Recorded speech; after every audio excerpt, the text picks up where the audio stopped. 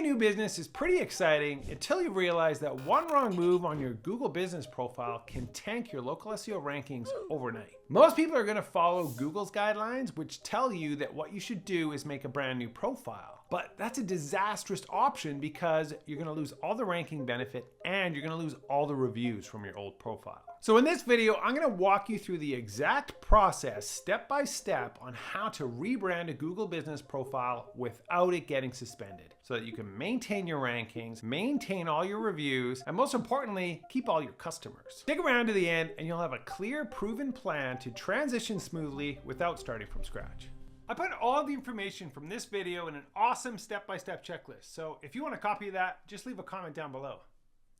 Let's start with the trap that most people fall into. They create a brand new Google business profile and then they mark the old one as closed. This is literally what Google tells you to do, but it's also the fastest way to lose all of your reviews and all of the local SEO momentum that you've already built up on that profile. Instead, what you need to do is update the existing profile, but you have to be careful, and I'm going to show you how to do it without triggering a re-verification or a suspension. And this is the most important part. Before you make any changes to your Google business profile, you have to update the rest of the web first. What most people do is they just run straight to their Google business profile, they change their information, and they hope it works. But this is a huge mistake. Why? Because Google does a whole bunch of automated checks whenever you make a change to your Google business profile. If they see that your primary info on the profile has suddenly changed, but everything else on the internet says something different, they're going to think that something suspicious is going on and will likely force you to re-verify your profile, or worse, suspend it.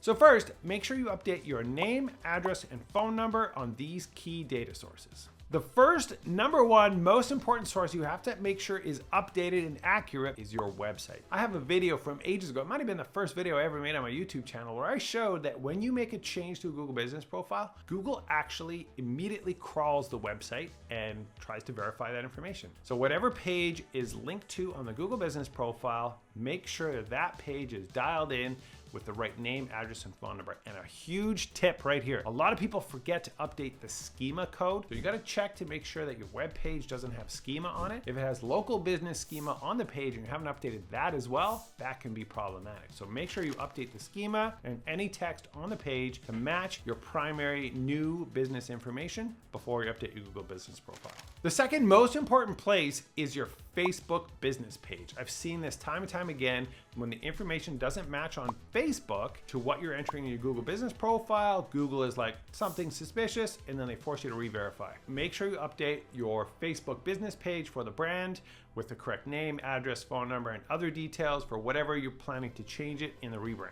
And then the rest of my list, these are really important sites that Google tends to reference. That would be your Better Business Bureau listing, your Yelp listing, primary data aggregators like Data Axle and Newstar Localese, and also Foursquare. Okay, so you've updated all of those sources, and your next thing to do is wait, because it takes some time for Google to index all of those changes. I typically recommend that you wait for 2 weeks before you go and update your Google business profile.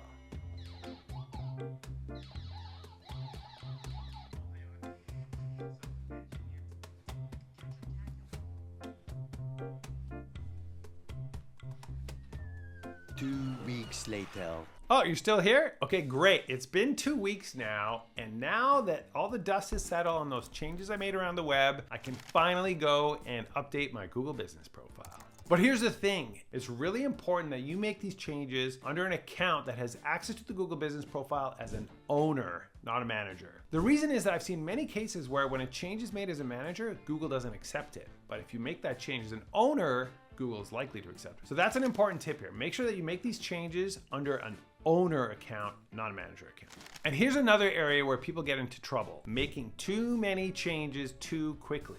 If you make a whole-scale change, that's also likely to trigger a re-verification or potentially a suspension. Google has a flag and they watch for this because sometimes people will hijack a listing and then they just turn it from a coffee shop listing into a locksmith listing or something like that. Google watches for that, and because that this sort of flag check is in place, my recommendation is to make one change per sensitive field per week. And so here are the sensitive fields you have to watch out for. Primary category, the business name, the address, the phone number, and the website URL. Those are your key sensitive fields that if you're making any changes to those, you want to put a week in between each change. And one other thing people often overlook during an acquisition is the photo section. You don't want to leave a bunch of old logos, old photos of signage, old photos of previous team members on the Google Business profile. You should go in there and delete the old ones and add a bunch of new ones to represent the new brand.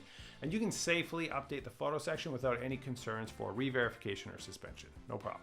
All right, so if you follow those steps, you can now go and update the rest of your citations on the internet. And we actually have a service for that at Whitespark. If you're interested, I'll put a link down below in the comments to our Whitespark listing cleanup service. And that's it. So if you have any questions, leave them in the comments down below. I'd love to hear your questions and answer them. Make sure you subscribe, give it a like. All that stuff is really helpful. I appreciate it. And if you're interested in more local SEO information, I have the best video for you to watch right now. Watch this one next.